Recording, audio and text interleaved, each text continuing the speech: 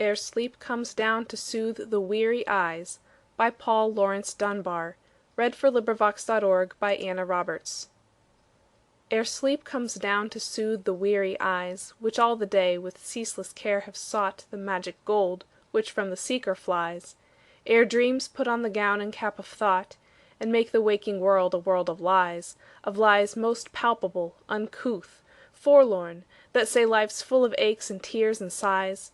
Oh, how with more than dreams the soul is torn, ere sleep comes down to soothe the weary eyes! Ere sleep comes down to soothe the weary eyes, how all the griefs and heartaches we have known come up like poisonous vapors that arise from some base witch's cauldron, when the crone, to work some potent spell, her magic plies. The past which held its share of bitter pain, whose ghost we prayed that time might exorcise, comes up, is lived, and suffered o'er again, ere sleep comes down to soothe the weary eyes.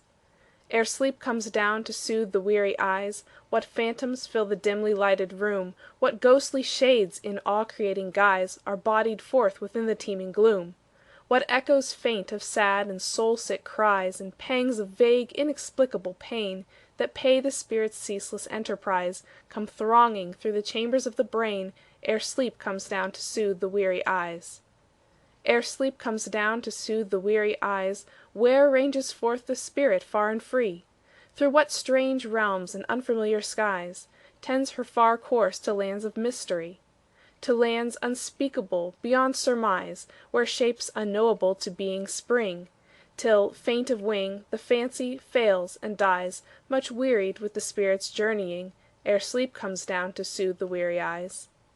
Ere sleep comes down to soothe the weary eyes, how questioneth the soul that other soul, the inner sense which neither cheats nor lies, but self exposes unto self, a scroll full writ with all life's acts unwise or wise, in characters indelible and known; so, trembling with the shock of sad surprise, the soul doth view its awful self alone, ere sleep comes down to soothe the weary eyes.